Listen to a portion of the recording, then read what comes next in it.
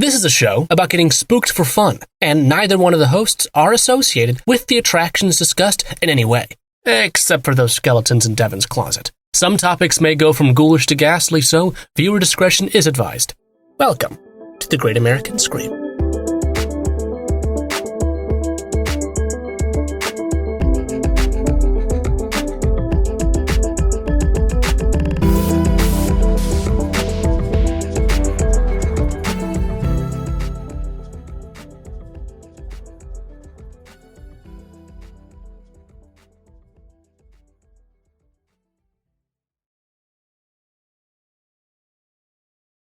Good afternoon, good evening, Adam. I'm so glad you're here for the board meeting of the Great American Scream Inc. We got to talk about business and stocks and crypto again. Yeah, no, we're not talking about crypto. Hi, welcome to the Great American Scream. My name's Devin Wright. My name is Adam O'Connell. I don't know why we're talking about business so much in this podcast recently. I don't know what's going on. It's because what's in of the air. You know, the economy and the jobs, and Spook Coin is big. Spook Coin. I don't think it can be called Spook Coin. I think it needs to be called like. There's a better name for it. For the podcast, it would be called like Scream Coin. Yes. But the general horror coin would be like Scare Coin. Scare Coin is pretty good. Yeah. Okay, put a pin in it. Well, anyway, this is a Business Insider exclusive podcast, only available to subscribers to Business Insider, the magazine. Not to us. No, I don't subscribe to that. Yeah, no, I mean, like, it's not available to our subscribers. It's only available to subscribers of Business Insider. Right. People who are subscribed to the Great American Scream but not Business Insider are just being supportive. Yeah. Anyway, this will probably be the last time we talk about business for a while, although I probably shouldn't say that because I'm sure it'll accidentally come up again. But yeah. I wanted to talk about shock advertising this week, specifically advertisements and commercials that are meant to scare you. And meant to scare you is interesting because there have always been those commercials that you saw when you were a kid that frightened you. Then they weren't intended to frighten you. I'm trying to think of one specifically from my childhood that I was scared of. I did not like the commercial of the two boys dressed as the old lady trying to get the lady in the supermarket to buy Snickers. For Halloween. That one kind of scared me. I didn't like that one.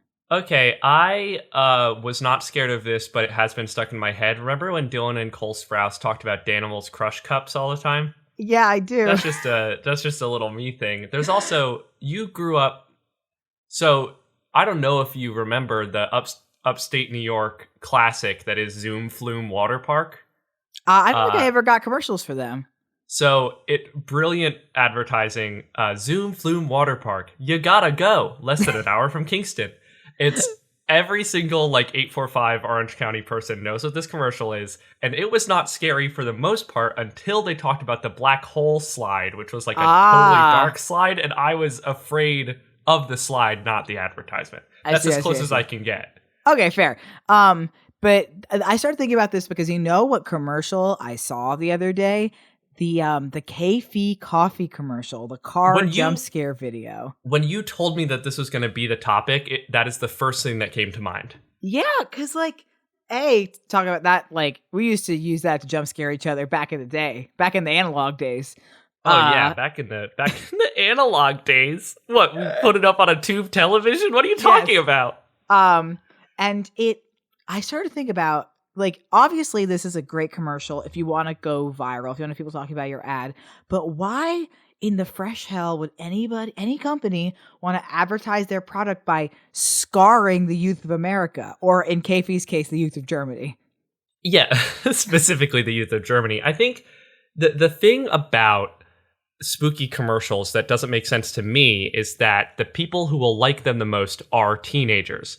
But as anybody who plays a theme park management game like Planet Coaster or Thrillville Off the Rails for the PlayStation 2 will know, teens spend the least amount of money on stuff. It's the least effective demographic to advertise to. Especially for like a car. What 16-year-olds buy a car? Now, shock advertising is a little different from just regular scary commercials. As shock advertising is It's a marketing tactic that is deliberately sets out to frighten, disgust, offend, or startle consumers by violating social and cultural norms. That could be that it is scary. It could just be that it's gross. Like, there is a couple of different different sort of ways that shock advertising operates. And it's most often, we see it most for things like PSAs, charity ads, and other like adverts that are meant to make you take an issue seriously. We see them most of the time in PSAs. Everybody's seen like a shocking PSA before. There's YouTube compilations of shocking PSAs. Right. And there's a difference between like shock advertising, like when it's done for a PSA versus a product or a brand, it feels different. Even if the execution is exactly the same, the tone completely shifts. Because if it's a product commercial that's shocking, you're like, oh, okay, I'm going to be talking about this commercial on Discord with my friends. Whereas the PSA one, you're like, oh, that shock served a purpose and made me think about a thing. Like, it's all a buzz play, right? Like, it's all like a stock market play of you just want more people to know your brand. Yeah. And like, exactly, because the main goal is to create buzz, not necessarily to sell a product. Right. The more people are talking about your freaky ad, the more people talking about your company, organization, whatever. So it's not necessarily to be like, I will scare you into buying this thing. It's like, I will scare you so you talk about whatever it is that I'm doing. Yeah. And a large portion, that's why a large portion of the shock advertising that we recognize comes from the 2000s, around the same time that internet like virality became a thing. Because like before like going viral was a thing, commercials only got as far as how much the company paid to air them. But once YouTube became a thing, you could then share that commercial with your friends. You could watch it again, blah, blah, blah, blah, blah. Right. So many like classic internet videos, like back in the late aughts, you would talk about it and you're like, oh, have you seen this video? Oh, it's crazy. And then it would turn out that it was a commercial, like that somebody had made it. I think of like the amount of Mythbusters episodes where they test an internet video and then it turns out it was a commercial, that one of the guy launching off of the giant slip and slide into the pool was a commercial. I think it was anyway. And it's very common. Yeah. Shock advertising works when it does work because we remember it, because fear is one of the most persuasive emotions that humans have. And the effect of shock advertising is also explained by the theory of selective perception. So selective, you always bring psychology. These are right? The two Isn't things. It fun? I mean, like we're in the business arc of the Great American Scream, but we never leave psychology behind.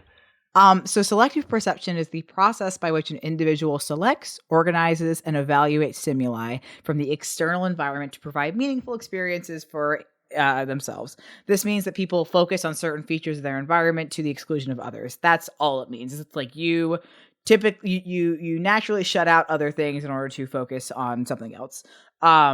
The consumer unconsciously chooses which information to notice, and this kind of selection is dependent on different perceptual filters, which are based on the consumer's earlier experiences. All that means is that you are going to shut out things you do not like, things you are afraid of. You're not going to pay attention to them.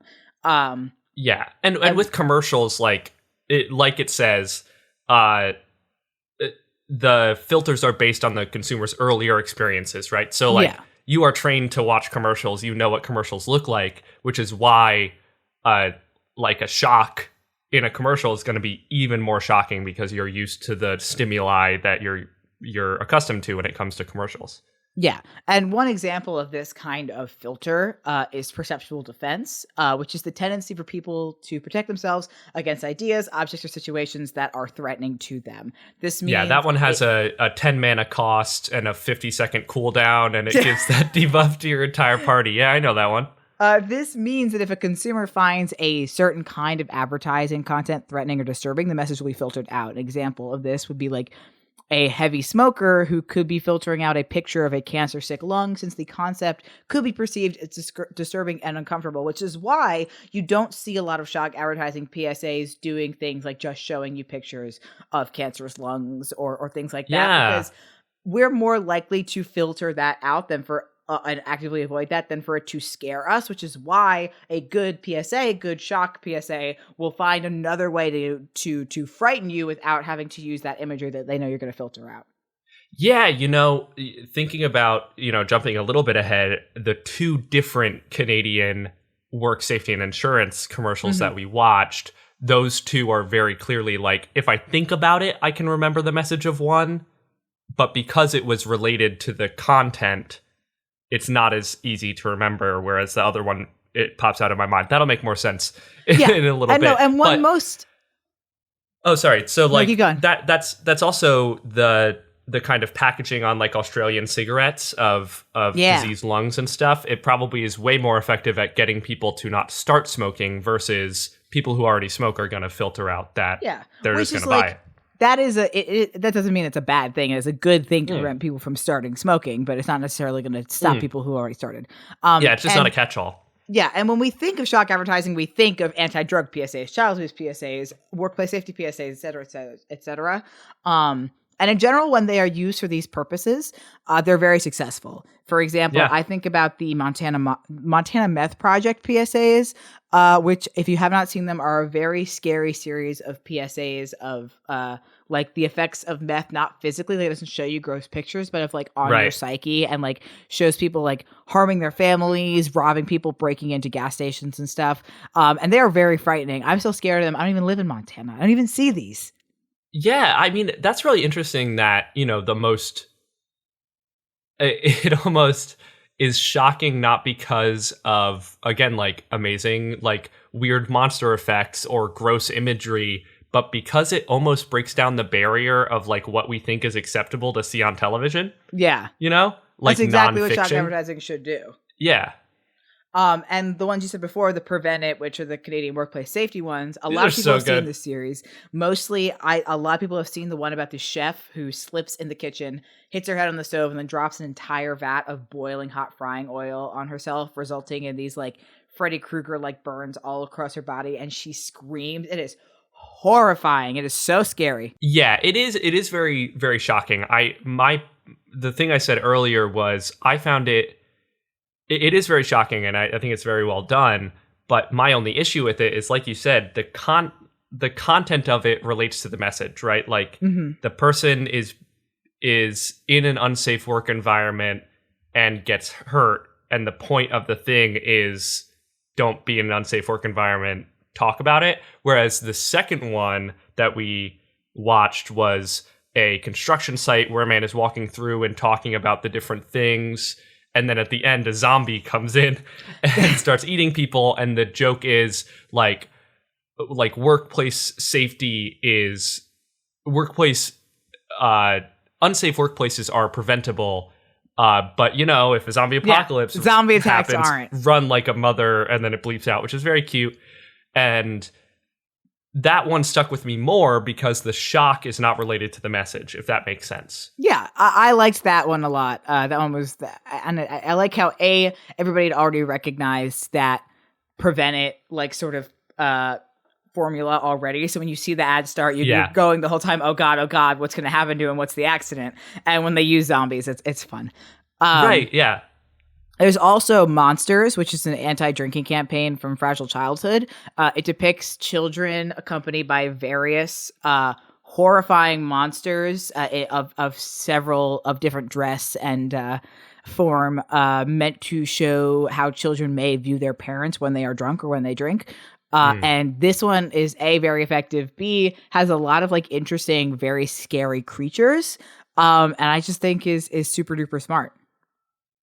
Yeah, I find this one interesting because I don't know. This seems like a commercial that would be scary to kids. Right. But the thing is, the message is for adults. I think the fear of it for adults comes from putting children with those monsters in a seemingly frightening or dangerous situation. Yeah, and like obvious, like the kind of idea is like you don't want your kid to feel the same way your kid feels when they see that commercial, I guess. But like it feels a bit off. I always think about it. I compare it to the. Have you ever seen the music video for Kids by MGMT? Yes. That's one of my favorite songs ever, but I cannot watch the music video because it's so upsetting to me. And if you haven't seen the music video, it's this little like 3-year-old kid who's walking down the block and he keeps passing these monsters that start making him cry. And I don't think it's scary because of the monsters. I can't watch that poor kid react to the monsters. Yeah. See, my association when I watch the monsters PSA is the Fooglies or whatever from Spy Kids. Like, I'm thinking that these are parental spies that are trapped in monsters. That's my issue, really, to get to the root of it. Yeah, so there are, of course, also examples of PSAs using shock advertising that don't go quite as well. And the reason shock advertising doesn't work when it doesn't work is because it can be too over the top, causing an inverse effect. Yeah. Perceptual defense will come back in and you literally block the ad out if it is too much.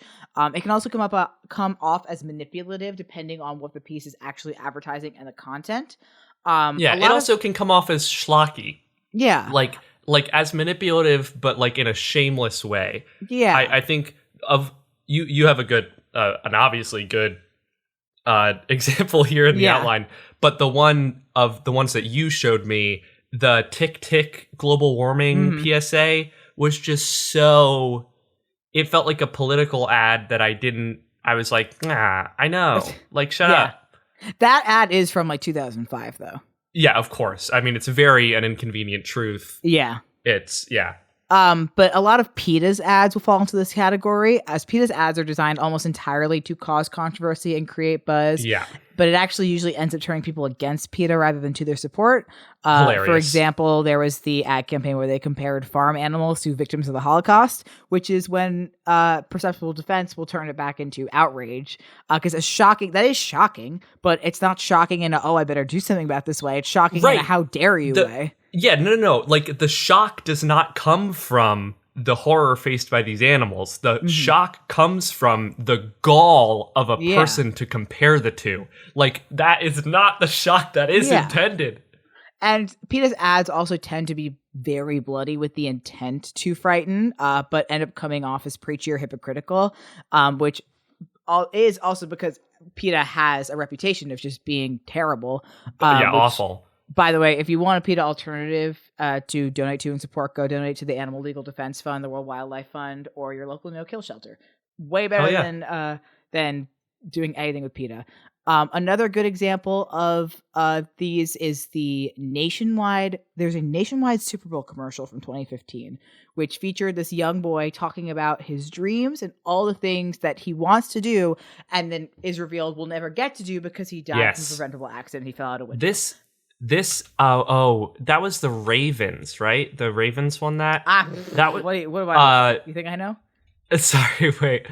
I just feel like I remember because it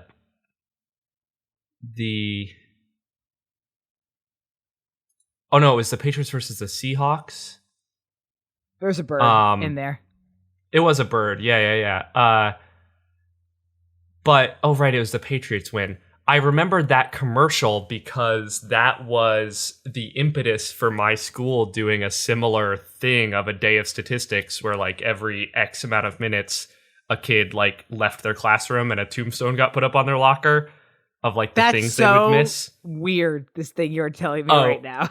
Okay, so let me take you down this little rabbit hole. This is some shock advertisement that was put in my high school. Every year around prom, there would be a mock disaster drill. Right. Yeah. Where kids would the fire department would bring in 2 ruined vehicles, and then there would be a kind of skit played out where there was a drunk driver after prom and kids die. Yeah. And it's horrible and really stressful, and I hated being near it because I was in theater. It meant all my friends were always in it. Yeah.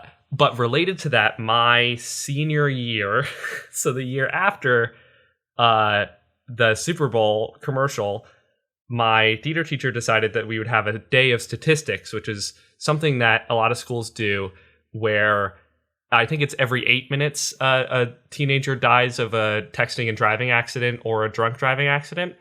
And so every 8 minutes, a kid would leave their classroom, walk to the theater wing, get put in like white, like pale makeup, and a black outfit. And the idea was that the black outfit was what they would wear to their funeral. And they carried around a tombstone, and a tombstone was put on their locker that would have one thing that they would lose or like not get to see because they died.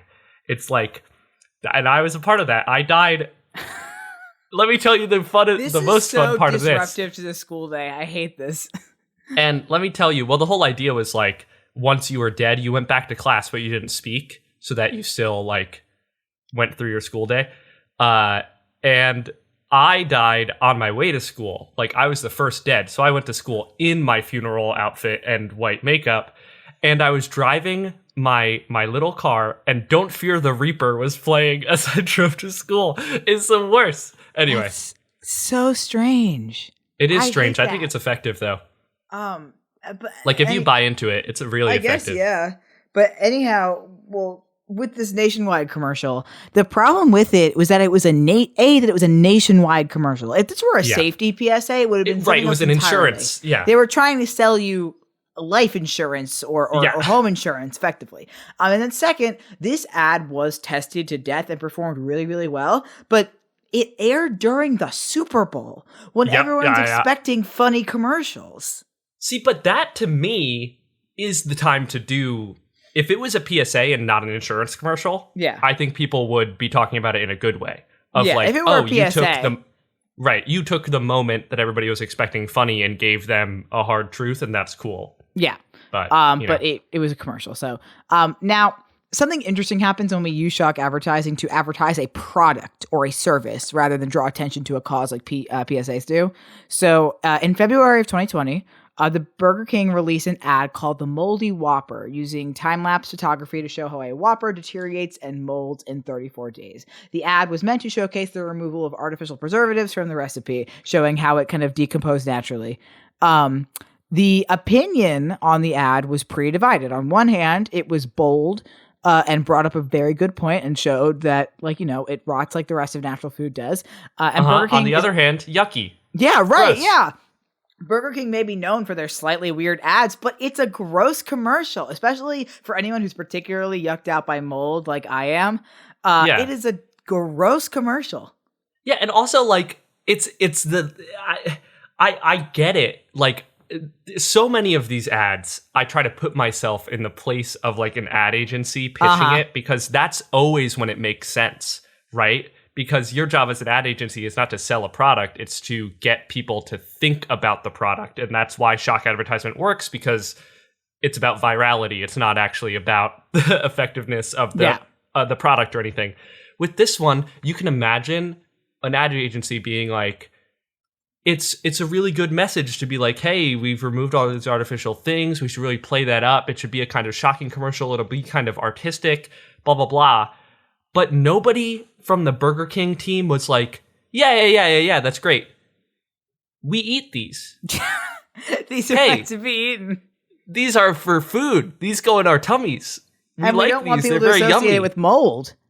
Yeah, like that has to be the first thing. Excuse me. Great, Glenn. Really good presentation. So you do want the first association people make with our product, which is, just to reiterate, a cheeseburger. You want the first thing they think of to be mold. A famous cheeseburger. Arguably one of the most famous cheeseburgers. One of the famous cheeseburger, and honestly one of the gooder cheeseburger, I would say. But wild. Yeah, that's what happens when it's used for commercial purposes. Sometimes it works, sometimes it doesn't. So now I want to talk about some of the most shocking and frightening ads that have ever aired on TV and the effects that they had. Did they work? Did they not? So let's start off by going back and talking about the K-Fee coffee commercial. Classic. These are the ones everybody knows about. So in April of 2005, the German coffee company K-Fee released 9 20-second ad slots as part of their Wide Awake campaign. Each one of the ads features a peaceful scene to soothing music, such as a car driving down a serene hillside, a man fishing, a woman doing yoga on a mountain, or 2 people about to kiss on a beach. And just before the ad ends, either a freakish zombie or a bloody gargoyle pops in front of the camera and screams very loudly before the ad cuts away to a screen that says, "Ever been so wide awake?" That is the ads. Yeah. Horrifying. Classics. Absolute classics.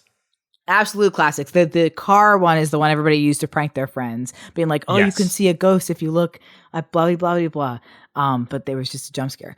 And these are the textbook definition of screamers, and they aired with a lot of controversy. With many, we talked about these on our Screamers episode. Yeah, like way back in the day, and many people were saying that this ad shouldn't even be allowed to air on television because of how calm down. It's a silly spooky zombie. Yeah, and the car version of the ad became a meme to prank your friends with. I would call this ad successful despite the controversy, as we do still talk about them today, and they created a lot of buzz for the time. Yeah, I think we should have like a 3-category ranking system for all of these ads. The first question is good ad, bad ad, just like thumbs up, thumbs down. Yeah. The second one is do you think you would associate this with the brand, right? Like if you were walking through the grocery store, would this ad make you go, "Oh, those are the zombie ad people"? Yeah. And then the last one, I'll say up or down, was it actually scary or not? Yeah. I think is fair. So like Keffi Coffee, good commercials, would make me think of the product because like the tagline fits, like even though the content is wrong, they like make you associate the tagline. You're like, oh, right. Awake, coffee. Okay. Yeah. Yeah. And then, not scary now. No, not scary would be anymore. Scary in 2005. Definitely scary if you saw it on TV expecting a normal commercial. Yeah. And like this is one of the few ads on this list that is a straight up screamer. A lot of the ads on this list won't do that. And a lot of ads period won't do that, but this one is a straight up screamer. So the next one I want to talk about is Little Baby's Ice Cream. This straight up is my favorite entry on this list. If you ever get to know me in person, like 3 weeks in of hanging out with me, I will ask you if you've ever seen this video, and if you say no, I will show it to you. I like this. It's so weird. This is good. The thing about this is like it makes sense for a small company that's probably running local ads, Yeah, I think. Well, let me talk about the content of the ad. Yeah, if it works or not. So, Little Baby's Ice Cream was an ice cream company located in Philadelphia, known for their odd commercials. All of their main adverts are very, very creepy, including there's 3 main ones. One is called Love Lickers. A person made of ice cream holding a smaller version of himself in a cone, only for it to be revealed that he is about to be eaten by a man who looks just like him. And then the camera zooms out again and again and again. The cycle only stops to reveal a human tongue about to lick the last man. And then the scripts for this ad are the best part, because the voiceover goes, "Go ahead and lick something. We lick you very much. If you want to, lick something, lick us. We love to lick. We lick to love. We're love lickers. Little Baby's Ice Cream. Ice cream is a feeling." Like, come on. Ice cream is a feeling is the greatest motto for any company ever. It doesn't even have to sell ice cream. No, not at all. The second one is probably the most famous one. This is the one that went viral. This is a special time. This features the same man, this time eating ice cream from his own head. He's covered head to toe in ice. It's actually marshmallow cream, but it is meant to be ice cream in the commercial. And he is eating ice cream out of his own head while staring deeply into the camera. And he talks while a music box is played in reverse. And the voiceover said, "There's a good reason for my glistening skin and how I shine and how my pores are so clean and clear. I eat Little Baby's ice cream. It keeps me young. It keeps me light on my feet. I spring from activity to activity. I love my job. I love my life. When you eat Little Baby's ice cream, you'll wink and nod and hug and high-five each other with great enthusiasm. This is a special time. Little Baby's ice cream. Ice cream is a feeling." This one I'm in love with. It's so good. His look into the camera is also not menacing. It's off-putting because he's very happy. He's very enthusiastic. I love the idea that his pores are very clean because he eats ice cream. They do not acknowledge the fact that he is covered in ice cream. Love that, because we can't see his pores. We just have to take his word for it. My only note is I love it keeps me young, keeps me light on my feet. I spring from activity to activity. I think when you eat little baby's ice cream, you'll wink and nod and hug and high five each other with great enthusiasm. It's one of the greatest lines of copy ever. Yeah. I love my job. I love my life. Incredible. Rule of threes. I need a third. And you know it's got to be I love my wife. Ah, okay. Like, respecting women. Respecting women and making sure we know that this man does have a loving partner that he spends his life with. Is it I love my job, I love my life, I love my wife, or is it I love my job, I love my life, I respect women? I love my job, I love my life. I'm a feminist. Yeah. And there's one more called Eyes Scream. Which features people with mouths in place of their eyes, which is always scary. While a music box plays in reverse again, and the voiceover says, "Eyes scream, you scream, we all scream for little baby's ice cream. Handmade, super premium Philadelphia-style ice cream, available in a rainbow of delicious flavors. Little baby's ice cream. Ice cream is a feeling." Again, the visual is scary, but the dialogue doesn't go quite as hard as the first two. That's the thing, is the dialogue could be a regular commercial. Yeah. These ads did not perform well because fear isn't really a useful emotion to use to sell ice cream. Okay, I mean, agree to disagree. And unfortunately, the business did close in 2019, which makes me sad because I could never eat it. Yes. Next, I want to talk about PlayStation. Yes, when I saw these weird late 90s, early 2000 trend of these weird, frightening commercials. Video game commercials, we have to understand that video games were not a mainstream interest until maybe like 2013. Like, yeah, that feels like, right. It was not we don't get commercials for games anymore that much, and when we do, they're mobile or they're internet ads, and they are footage of games, right? Like, but back in the day, that got old super fast. And so these old console commercials specifically are always so weird. Yeah. And PlayStation is notorious for having the weirdest ones. And it's not just a moment that they had. PlayStation consistently made these weird ads. In June 2006, they released an ad featuring a stop-motion baby doll speaking in tongues, laughing like an adult man, and crying tears of joy when it sees a PlayStation 3. It is so scary for no reason. I love that commercial. That commercial I used to watch like with my friend when like we were Xbox 360 people, and we were like, ha ha ha, look at these PlayStation people. They're so weird. Look at their weird commercials. But that commercial was sick. Yeah. They also got David Lynch, Eraserhead David Lynch, Twin Peaks David Lynch to just direct an abstract commercial for the PlayStation 2 in 2000. And then in 1999, Chris Cunningham of Apex Twin directed another ad featuring a Scottish girl who was edited so it looked like she had eyes kind of like separated on either side of her head, monologuing about the idea of mental wealth just sitting next to a PlayStation. It had nothing to do with anything, and it was so unsettling. And like the set dressing and like the different effect, like all that ad, I think it looks like she's being held hostage, but like they're so strange. I also want to talk about Adult Swim, and we could talk about Adult Swim forever. On this, technically, it's kind of breaking my rule because I really only wanted to talk about. I didn't want to talk about movie trailers because that's kind of obviously some horror movie trailers are meant to scare you, or like TV trailers. But these bumpers and stuff are advertising the TV station themselves, so I want to talk about it mostly because I want to talk about The Dawn Is Your Enemy, which I think is one of the best Adult Swim bumpers of all times.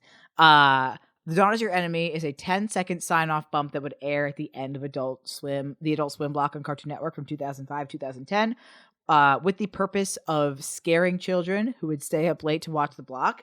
It was basically like that kind of old, almost technical drawing, like cut out black and white pattern of a pair of sad-looking eyes over the horizon, and in plain text it said "The dawn is your enemy," and it would play this weird like microphony diegetic kind of noise. And I find it so funny that it aired at the end of the block instead of the beginning. That's the thing. Because if they aired it at the beginning of the block, it's like, okay, you're scaring children, you're getting them to turn off the thing. and not watch Adult Swim. By airing at the end of the block, it's solely about punishment.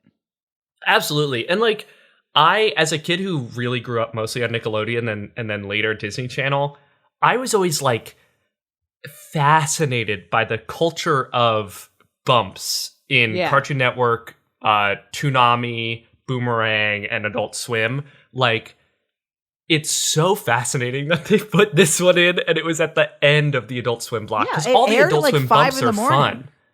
Yeah, like all the Adult Swim little bumps are fun and silly, and they're usually like robot chicken things. Yeah. And like, I want this as like my stream starting soon. Screen on Twitch. It's super cool.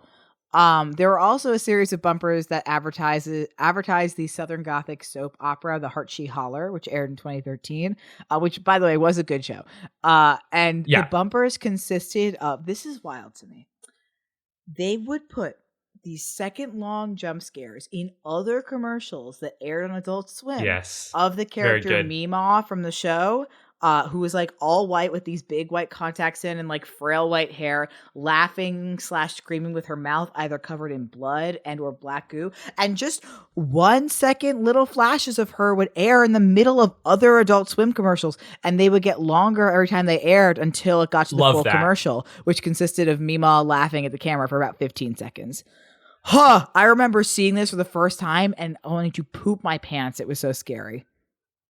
See, that's interesting to me because, like, when I see this person on the screen laughing and covered in blood, I'm like, that person's having fun. I want to watch that. Like, I genuinely was like, oh, this is cool. Like, I mean, yeah, I think it's super cool, but they put these jump scares in other commercials that were supposed to be safe.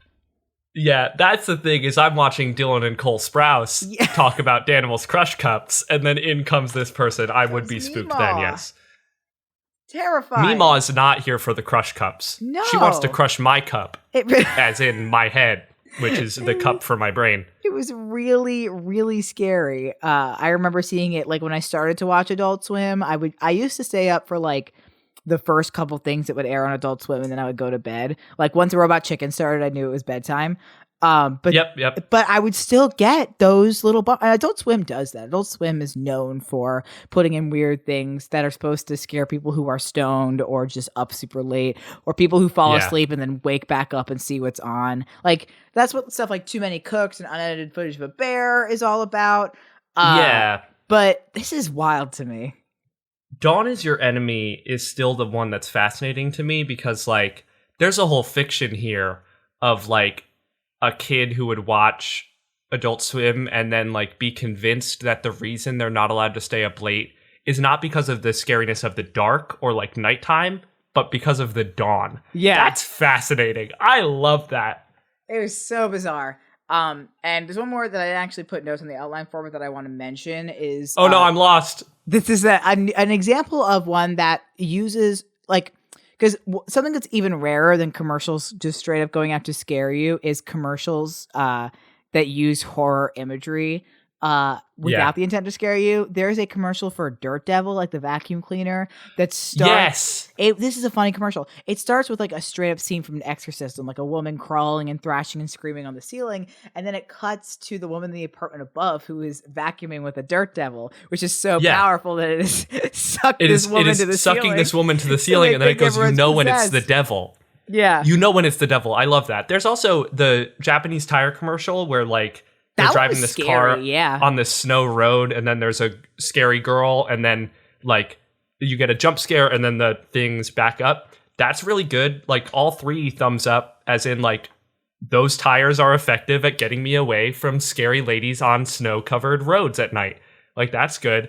The 1240 Phones for You ad, I would also like to shout out, because that one is one that is not scary. It uses horror imagery, but, like, it's completely just funny because the lady is scared, and then the girl goes, like, the Samsung Galaxy S3 is only 3 pence for just a month of service. And I'm like, hell yeah, lady, tell me about that phone. And there is one more that I also didn't put on the outline, and it's a bummer because I cannot remember what the commercial is for. but which is, I mean, the sign that it's not a very good commercial because I can't remember what the commercial is for, but I remember what it was, is that there's a woman who's running away from like a serial killer who's chasing her down the road. And then it cuts over to the serial killer and he looks behind him and he's being chased by a clown. And then the clown looks behind him and he's being chased by a zombie. And it does like 6 or 7 of them. It's so funny. And I cannot remember what it's for. It's bumming me out. You know what I would make that commercial about? What? We keep going. We get like 7 people deep. And then behind them is Gritty from the Philadelphia Flyers. And it's just an ad for the Flyers. I want to say it's for like a phone service or an insurance company. I don't know why. What if it's the Sprint? What if it's the "Can you hear me now" guy? Oh, it's not Sprint, but that would be good. If anybody knows what really that good. Commercial is for, please tweet it at me. I need to remember. But or it's a Chevy ad, and at the back is just a Chevy, like a big truck, and it chases them all down. Well, hey, that's what I want to talk about today. Yeah, thank you so much for listening to this episode of The Great American Scream.